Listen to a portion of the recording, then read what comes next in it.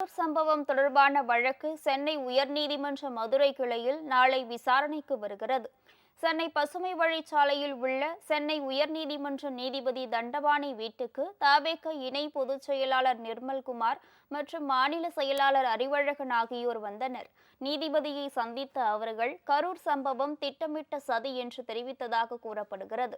இதுகுறித்து சென்னை உயர்நீதிமன்றம் தானாக முன்வந்து விசாரிக்க வேண்டும் என்று அவர்கள் கோரிக்கை விடுத்ததாகவும் தகவல் வெளியாகியுள்ளது.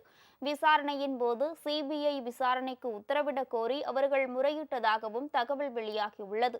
சந்திப்புக்கு பின் செய்தியாளர்களிடம் பேசிய நிர்மல்குமார், இந்த வழக்கு நாளை சென்னை உயர்நீதிமன்ற மதுரை கிளையில் விசாரணைக்கு வர இருப்பதாக தெரிவித்தார்.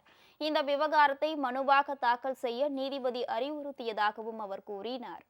மாண்புமிகு உயர்நீதிமன்ற நீதிபதி அவர்கள்ட்ட இதை குறித்து நாங்கள் மென்ஷன் பண்ணோம். நாளைக்கு மதியம் 2:15 மணிக்கு இந்த வழக்கை விசாரணைக்கு எடுத்துக்கிறேன்னு சொல்லியிருக்காங்க. மதுரை அமர்வில் விசாரணைக்கு எடுத்துக்கிறேன்னு சொல்லியிருக்காங்க.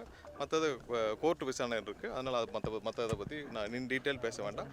நாளைக்கு மதியம் 2:15 மணிக்கு நாங்கள் கொடுத்த கோரிக்கையை கொடுத்து அந்த பெட்டிஷன் கொடுத்து நாளைக்கு விசாரிக்கிறேன்னு சொல்லியிருக்காங்க.